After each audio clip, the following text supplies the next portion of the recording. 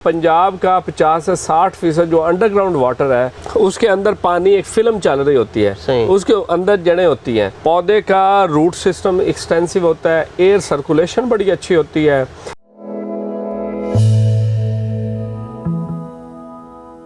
बिस्मिल्लाहिर्रहमानिर्रहीम। अस्सलाम वालेकुम नाजरीन, AWC एग्री के साथ मैं हूँ आपका मेज़बान ताहिर नदीम। नाजरीन, आज हम एक ऐसे तरीक़ा काश्त के बारे में बात करेंगे जिसके ज़रिए से आप सारा साल फसलों की पैदावार हासिल कर सकते हैं, जो कि मौसमियाती तब्दीलियों से भी महफूज रह सकती हैं और उससे आपको आमदनी भी बहुत ज़्यादा हासिल हो सकती है। ये तरीक़ा काश्त क्या है, इस हवाले से आज हम मोहम्मद नवाज शरीफ ज़रई यूनिवर्सिटी के असिस्टेंट प्रोफेसर डॉक्टर नज़र फरीद साहब से बात करेंगे। तो आइए उनसे बात करते हैं। अस्सलाम वालेकुम डॉक्टर साहब। वालेकुम अस्सलाम सर। बहुत बहुत शुक्रिया डॉक्टर साहब, आपने टाइम दिया। तो हमारे नाजरीन को बताइए कि ये कौन सा तरीका काश्त है जिसके तहत सारा साल ही सब्ज़ियाँ हासिल की जा सकती हैं और वो जो मौसमी तब्दीलियाँ हो रही हैं जिनका आजकल बहुत तज़किरा है और वो हमारे जो काश्तकारों को बहुत ज़्यादा मुतासर भी कर रही हैं, उनसे भी बचा जा सकता है। जी, बिस्मिल्लाहिर्रहमानिर्रहीम। पहले तो आपका बहुत शुक्रिया, आप हमेशा तशरीफ़ लाते हैं और हमारी रिसर्च को नाज़रीन तक पहुंचाने में मददगार हैं, तो बहुत शुक्रिया। पाकिस्तान इस वक्त 8वां सबसे ज़्यादा क्लाइमेट अफेक्टेड कंट्री है।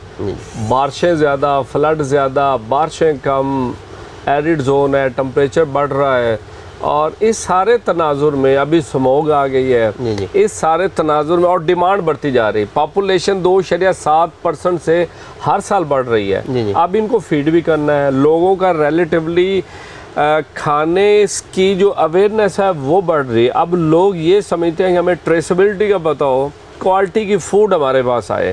तो उस तनाजुर में हमारी यूनिवर्सिटी ने ये काम शुरू किया कि हम कंट्रोल शेड सब्जियों का लगाएं। अब ये चूंकि कंट्रोल शेड के ऊपर छापर इसलिए क्योंकि इसको रोशनी चाहिए फूड तैयार करने के लिए। तो 2 फसलों पर हमने पूरी टेक्नोलॉजी बनाई है ताकि किस तरह पूरा साल, जून में हमारी पनीरी लगती है, अगस्त पहले हफ्ते में इस ग्रीन हाउस के अंदर शिफ्ट होती है, अक्टूबर में प्रोडक्शन शुरू होती है और अगले साल जून तक पूरे 9 महीने इसकी प्रोडक्शन चलती है।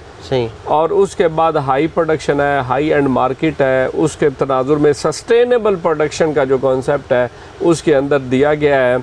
अब अगेन पंजाब का 50 से 60% जो अंडरग्राउंड वाटर है वो फसलों के ग्रो करने के लिए अनफिट डिक्लेयर हो चुका है। पानी water scarce country Pakistan declare हो चुका है। अब इस सारे तनाजुर में कौन सी टेक्नोलॉजी हो कि जिस तनाजुर में हर कतरा पानी का इस्तेमाल हो और खादें महंगी होती जा रही हैं, हर कतरा अच्छे अंदाज में इस्तेमाल हो, तो उसके लिए हमने सॉइललेस कल्टीवेशन टेक्नोलॉजी के बग़ैर ज़मीन काश्तकारी पर काम शुरू किया। तो दुनिया में इसके मुख्तलिफ सिस्टम्स हैं, तो हमने 4 सिस्टम के ऊपर काम किया। एक ग्रो बैग सिस्टम है जो आपके सामने है, दूसरा डच बकेट, एक बाल्टी है 20 लीटर की, उसके ऊपर एक टोकरी रख के मीडिया डाल के ऊपर ड्रिप इरिगेशन सिस्टम लगा देते हैं और वो ग्रो करता जाता है। तीसरा जो है NFT, एक पाइप होता है और हमने 6 इंच का पाइप लगाया हुआ है, उसके अंदर पानी एक फिल्म चल रही होती है, उसके अंदर जड़ें होती हैं। पौधा उसमें से पानी से खुराक और पानी उठाता रहता है और पौधा ग्रो करता रहता है। और चौथा सिस्टम जो कि फार्मिंग कम्युनिटी के करीब तर है और ज़्यादा कमर्शियल वायबिलिटी भी हमारे रिसर्च के मुताबिक ज़्यादा है, वो है ट्रफ चैनल सिस्टम। 1 फीट गहरा होता है, 1 फीट विथ होती है, उसके अंदर कोकोनट को मीडिया भर देते हैं, ऊपर ड्रिप इरिगेशन सिस्टम लग जाता है, पौधा लग जाता है। पौधे का रूट सिस्टम एक्सटेंसिव होता है, एयर सर्कुलेशन बड़ी अच्छी होती है और गहराई अच्छी होती है, पौधा कंफर्टेबल चाहता है, सर्दी गर्मी का इम्पैक्ट कम आता है, इसलिए पौधे ग्रोथ बहुत कमाल की होती है। तो ये 4 कल्टीवेशन सिस्टम टेस्ट कर रहे हैं। इसमें से भी मैंने आपको बता दिया कि ट्रफ और जो चैनल सिस्टम है वो सबसे अच्छा है। दूसरा जो हम इस पर काम कर रहे हैं कि हमारा ये जो सिस्टम है ना ग्रीन हाउस, ये इंडिजिनस मॉडल है। इसमें तकरीबन हम 70% के लगभग जो है ना एनवायरनमेंट कंट्रोल करते हैं, जो 60 से 70%। जो 30 से 40% वेरिएबिलिटी है ना वो पौधे ग्रोथ को अफेक्ट करते हैं, चाहे जड़ों के तनाजुर में चाहे एरियल तनाजुर में। तो उस तनाजुर में चूँकि ये इंडिजिनस मॉडल है तो पौधे की ग्रोथ कुछ ना कुछ अफेक्ट होती है। तो हमने दुनिया की टॉप ग्रीन हाउस में ग्रो होने वाली वैरायटीज़ को यहाँ पर ग्रो किया कि मुल्तान के इस इंडिजिनस मॉडल में जो यहीं पर तैयार किया गया कौन सी बेस्ट चलेंगी। ताकि जो थोड़ी बहुत वेरिएशन है उसमें अच्छा परफॉर्म करें।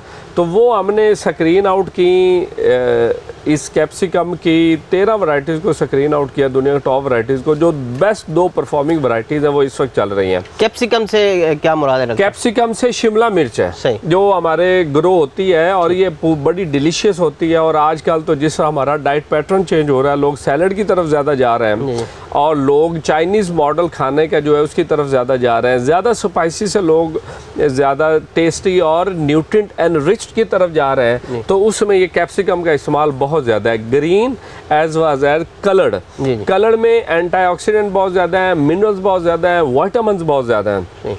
तो इसलिए इसकी डिमांड काफ़ी ज़्यादा बढ़ती जा रही है। तो हमने दुनिया की टॉप ग्रीन हाउस जो कैप्सिकम की वैरायटीज़ हैं शिमला मिर्च की, वो टेस्ट करने के बाद जो बेस्ट परफॉर्मिंग है वो की, और इस वक्त ये प्रॉफिटेबल हमारा जो सिस्टम है वो चल रहा है। डॉक्टर साहब, टमाटर भी आपने ग्रो किया हुआ है जी, इसमें, टमाटर उसकी क्या मतलब है, सूरत हाल है? टमाटर चूंकि हमारी डिमांड बहुत ज़्यादा है, हर घर में इस्तेमाल हो रहा होता है। तो चूंकि देखा है नवंबर, दिसंबर, जनवरी में तो इतना ज़्यादा उसकी प्राइस हाई हो जाती है। तो इस ग्रीन हाउस में जब अगस्त में उसकी शिफ्टिंग होगी और फिर अक्टूबर में प्रोडक्शन आना शुरू हो जाएगी, तो हमारा बहुत ज़्यादा अर्निंग जो है फार्मर की वो नवंबर, दिसंबर और जनवरी, फरवरी में होगी और अच्छा मॉडल एक डेवलप होगा। सिर्फ हमारा सर्दियों में जो चैलेंज आता है वो ये आता है कि ये कैप्सिकम हो या टमाटर हो, इसकी कलर चेंज करने के लिए जो टेम्परेचर है वो मिनिमम 12 से ऊपर होना चाहिए। तो वो महीना डेढ़ हमारे पास चैलेंज आता है कि जनवरी और फरवरी में जब रात का टेम्परेचर लो होता है तो वो साइज़ तो बनाता जाता है, कलर चेंज फिर 15 फरवरी के बाद जो है ना, जैसे टेम्परेचर उठता है तो होना शुरू हो जाता है। डॉक्टर साहब, हम देख रहे हैं कि ये जो तरीका काश्त है ये एक कंट्रोल्ड माहौल में जी जी। तो जो आप पनीरी काश्त करते हैं वो भी कंट्रोल्ड माहौल में होते हैं या वो ओपन माहौल में? नहीं, बिल्कुल वो कंट्रोल माहौल में होती है, क्योंकि मई जून में हमने जून जुलाई में तैयार करनी होती है। दूसरा, आपने ये फरमाया कि इसमें जो आप खादों का इस्तेमाल करते हैं या न्यूट्रिएंट्स का इस्तेमाल करते हैं या पानी है, तो उसके बारे में फरमाएं कि फ़ी एकड़ जो है वो खाद का इसमें कितना इस्तेमाल हो जाता है as compare to the other, जैसे या ओपन माहौल में जो होता है? जो हम इसको फीड करते हैं ना, वो हम सिंपल पानी नहीं करते। सॉइल एक बहुत बड़ा एनरिच सोर्स है, इस तरह पानी बहुत बड़ा एक रिसोर्स है। जिस तरह मैंने बताया कि पानी पंजाब का अगर बात की जाए तो 50 से 60% जो है ना वो अनफिट डिक्लेयर हो चुका है। उसका मतलब है उसमें साल्ट लेवल ज़्यादा है। अब उसमें साल्ट लेवल जब ज़्यादा होगा तो जो हम इसको खुराक देते हैं बेसिकली वो भी साल्ट ही होता है। ये साल्ट जो है ना आपस से सेपरेट होते हैं, आयन बनते हैं, आयन्स फिर पौधा अपटेक उठाता है। तो इनका जो जहाँ पर जड़ें होती हैं, पानी आता है तो सोल्यूशन बनता है, तो वहाँ पर कंपटीशन बनता है।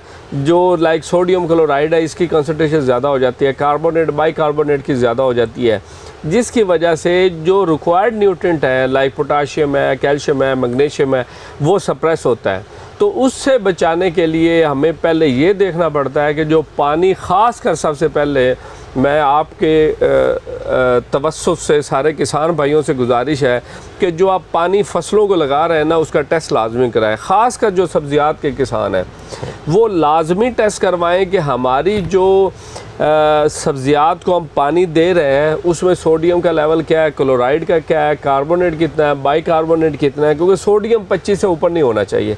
चले 30 तक भी गुजारा करेगा लेकिन इससे नीचे होना चाहिए। क्लोराइड कोशिश होनी चाहिए 40 से ऊपर ना हो। अब जब ये चीज़ें कंट्रोल हो जाएंगी तो उसी तरह क्वालिटी की फूड मिलेगी पौधे को और पौधे ग्रोथ बहुत अच्छी हो जाएगी। हम क्या करते हैं जी कि हम चूँकि मुल्तान का जहाँ पर हमारा ये यूनिट लगा हुआ है, अंडरग्राउंड वाटर में साल्ट लेवल ज़्यादा है, तो उस तनाजुर में हमने आरओ प्लांट लगाया हुआ है, वहाँ से फ़िल्टर होता है। फिर हमने एक और काम किया कि आरओ वाटर प्लस 40% हमने पंप वाटर डाला, तो हमारा सोडियम लेवल जो है ना वो 20 से 25 तक आ गया। अब ये 20 से 25 जो सोडियम है ये चाहिए भी उसमें टेस्ट डेवलप करने के लिए। जैसे हम सालन में थोड़ा सा नमक डालते हैं, जैसे हम आटे में थोड़ा सा नमक डालते हैं, तो उसके लिए टेस्ट के लिए भी ज़रूरी होता है क्लोराइड 40 के लगभग हो। तो हमने देखा कि 60% पानी आरओ प्लांट से आ गया फिल्टर होकर, 40% हमने क्या पंप वाटर डाला। फिर हमने डिटेल ऐसे कराया इसमें कैल्शियम कितना, मैग्नीशियम कितना, पोटाशियम कितना है, ये सल्फ़र कितना, ये सारे न्यूट्रिएंट हमने एस्टिमेट की और जो हमने स्टैंडर्ड एक रेसिपी बनाई हुई है उसमें से माइनस कर दिया। तो हमारी क्या है, खाद की बचत, पानी से जो न्यूट्रिएंट आ रहा है उसको से भी फ़ायदा उठा रहा है, और बिल्कुल बैलेंस करके, और जो डिज़ायर पौधे की डिमांड है वो हम उनको देते हैं। और ये भी हम देखते हैं कि पौधा जब सीडलिंग स्टेज पर छोटा सा है तो कितना देना है, और फिर चौथे पत्ते से लेकर जब फ्लावर निकलने तक हमने कितना देना है। जब पहला फ्लावर निकल आएगा उससे तीसरे फ्लावर तक हमने कितना देना है, क्योंकि पहले फ्लावर, तीसरा फ्लावर निकलेगा तो पहला फ्लावर फ्रूट बना रहा होगा। तो जब तीसरे फ्लावर के बाद फिर हमारी रेसिपी तकरीबन एक हो जाती है। फिर हमने सिर्फ यही देखना होता है कि ये गर्मी है या सर्दी है। गर्मी है तो पौधा पानी ज़्यादा उठा रहा है, उसका मतलब है हम डाइल्यूट कर देते हैं, कंसंट्रेशन कम कर देते हैं, क्योंकि पानी ज़्यादा उठाएगा, खुराक भी ज़्यादा जाएगी। सर्दी है तो पानी की डिमांड कम होती है, तो हम थोड़ी कंसंट्रेशन न्यूट्रिएंट की बढ़ा देते हैं ताकि वो थोड़े पानी साथ भी न्यूट्रिएंट ज़्यादा उठाए, पौधे की ग्रोथ अच्छी चलती रहे और जिससे फ्रूट अच्छा चलता रहे और सर्दियों में भी हमारे पास प्रोडक्शन आती रहे। डॉक्टर साहब ये फरमाएं कि ये जो सारा जो काम है ये कंट्रोल सिस्टम में हो रहा है, तो इससे पैदावारी लागत भी बढ़ जाती होगी। तो ये बताएं, अगर हमारा काश्तकार इस टेक्नोलॉजी पर जाता है तो वो किस तरह अपने अखराजात को मीट करेगा और मार्केट में क्या उसको इसकी कीमत मिल सकेगी? ज़ाहिर है उसने तो अपनी आमदनी को भी देखना है। जी बिल्कुल इससे मिलेगी जी, क्योंकि इससे हमारी प्रोडक्शन हाई हो जाती है जी, और हाई प्रोडक्शन होने की वजह से मैचअप हो जाता है। यस, ये आपने बात ज़रूर की है, क्योंकि यहाँ की प्रोडक्शन क्वालिटी की है, पेस्टिसाइड फ्री है, इसके हर जो इंटरनेशनल स्टैंडर्ड है वो पूरा उतर रहा है, प्रोड्यूस क्वालिटी की है, एक बैलेंस है, न्यूट्रिएंट एनरिच्ड है। अगर फार्मर ये कर ले कि इसकी मार्केट अच्छी फाइंड कर ले तो उसका बहुत अच्छा डिमांड है।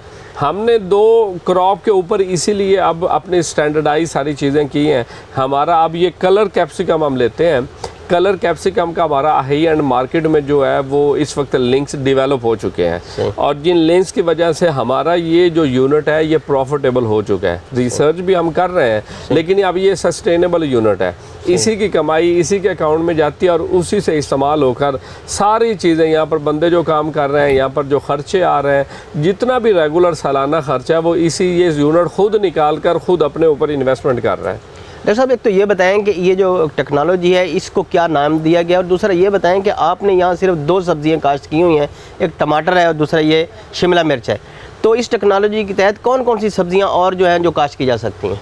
इसमें हर चीज़ आप ग्रो कर सकते हैं, इसमें ऐसा कोई कंडीशन नहीं है।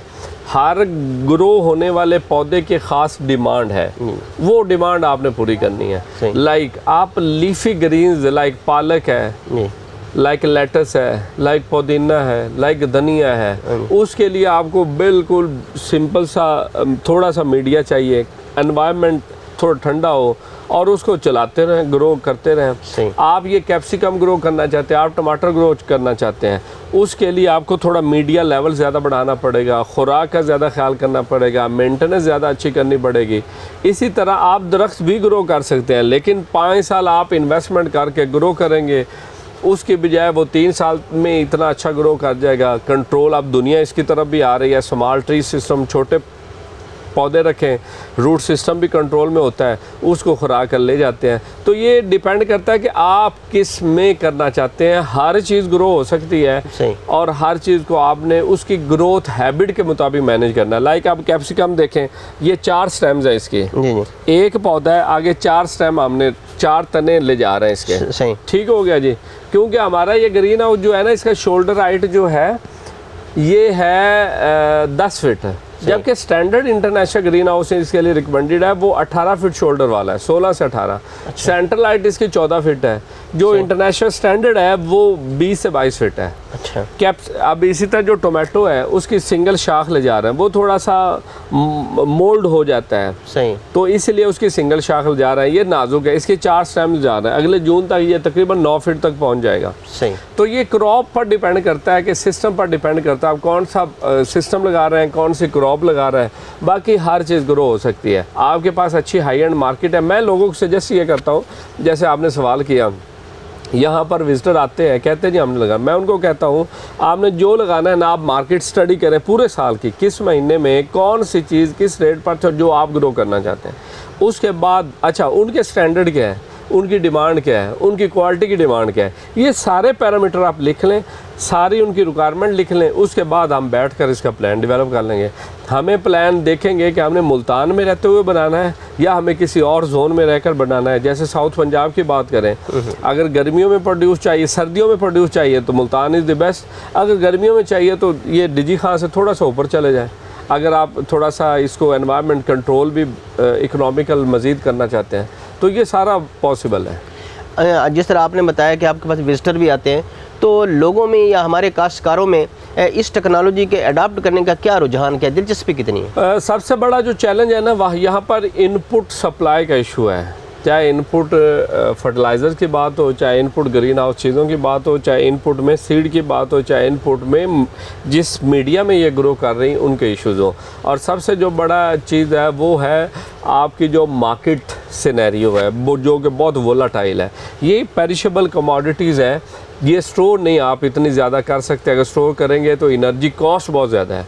तो इसीलिए स्टिल इस टेक्नोलॉजी में developing countries like Pakistan still challenge है। लेकिन अब जब कोविड के बाद जो बड़ी इंडस्ट्रीज़ हैं, जब सारे बिज़नेस अफेक्ट हो गया, कोई नहीं हुआ तो वो फूड का बिज़नेस था। अब बड़ी इंडस्ट्री इसमें आ रही है, जैसे कि इधर मुल्तान में 1-2 ग्रुप्स ने लगाए हैं, लाहौर में काफ़ी लोग इधर इस तरफ आ रहे हैं, शेखुपुरा में लगे हुए हैं, इस्लामाबाद में ये काफ़ी ट्रेंड बढ़ रहा है। तो ये अब लोग इस तरफ आ रहे हैं, लोग बड़ी इंडस्ट्री सोच रही है कि हम इसको इंडस्ट्रियल एग्रीकल्चर की तरफ चले जाएं। और ये इंडस्ट्रियल एग्रीकल्चर है, हायर इन्वेस्टमेंट है, हाई आउटपुट है। हाई आउटपुट जो है वो लिंक करता है आपका हाई कंज्यूमर की डिमांड की बेस पर। तो जिस तरह इंशाल्लाह इकॉनमी बेहतर होगी, जिस तरह हमारी इनपुट रिक्वायरमेंट टोटली इंडिजनाइज्ड होती जाएगी, उस तरह इसकी डिमांड भी बढ़ती जाएगी। बहुत बहुत शुक्रिया डॉक्टर नज़र फरीद साहब। नाजरीन, आपने बदलते हालात के पेश नज़र इस जदीद टेक्नोलॉजी के बारे में डॉक्टर नज़र फरीद साहब की बातें सुनी। नाजरीन, अब जिस तरह दुनिया बदल रही है, इसके साथ साथ तरीक़ा काश्त भी बदल रहा है। हमारे काश्तकारों को चाहिए कि वो अपने आप को जदीद काश्तकारी से, जदीद टेक्नोलॉजी से रूशनास करें और उसको अपनाएं, ताकि जो वक्त के जो चैलेंजेस हैं उनका अच्छे तरीके से सामना किया जा सके। तो आज तक के लिए इतना ही। आइंदा सेगमेंट तक अपने मेज़बान ताहिर नदीम को दीजिए इजाज़त। अल्लाह निगहबान।